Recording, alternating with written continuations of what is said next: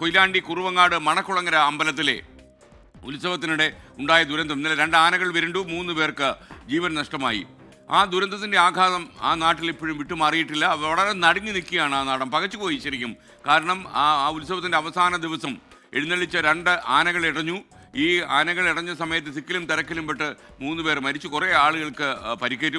29ഓളം ആളുകൾക്ക് പരിക്കേറ്റു. ഇതിൽ ചില ആളുകളുടെ അവസ്ഥ ഗുരുതരമായി തുടരുന്നു എന്നാണ് നമുക്ക് അവിടെ നിന്ന് മനസ്സിലാക്കാൻ കഴിയുന്നത്.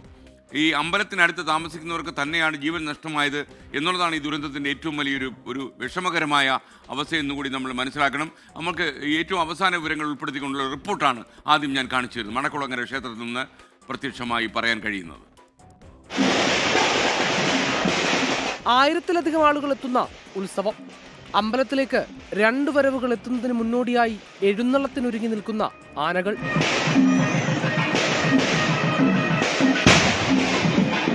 ഇതിനിടെയുണ്ടായ വെടിക്കെട്ടിന്റെ ശബ്ദം കേട്ടാണ് ആനകൾ വിരണ്ടതെന്നാണ് പ്രാഥമിക നിഗമനം.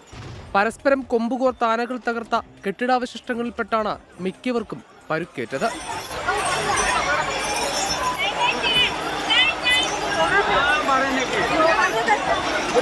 ചെണ്ടകുട്ടും സന്തോഷവും എല്ലാം നിറഞ്ഞ അമ്പലമുറ്റം കണ്ണീർ കാഴ്ചകൾക്ക് വഴിമാറി.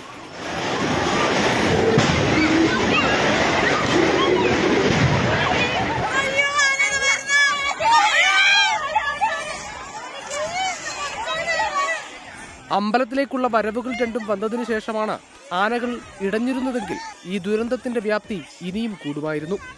24 കോഴിക്കോട്.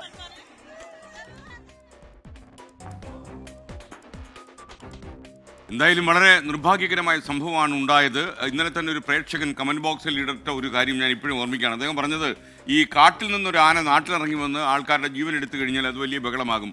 എന്നാൽ ഒരു പള്ളിയിലോ അമ്പലത്തിലോ അങ്ങനെയുള്ള ആചാരം നടക്കുന്ന സ്ഥലങ്ങളിലോ ആന എഴുന്നേൽപ്പിനിടയിൽ പ്രശ്നം ഉണ്ടായിക്കഴിഞ്ഞാൽ അത് ആഘോഷവും ആചാരവുമായി മാറും. ഒരിക്കലും നമുക്ക് ഇരട്ട മുഖം ആ കാര്യത്തിൽ ഉണ്ടാക്കാൻ പാടില്ല. ആന ഇടഞ്ഞ് ആളുകൾ മരിച്ചാലും കാട്ടിൽ നിന്നിറങ്ങി വരുന്ന ആന ആളുകളെ ചവിട്ടി കൊലപ്പെടുത്തിയാലും മരണം മനുഷ്യൻ്റെ തന്നെയാണ്, മറക്കാൻ പാടില്ല.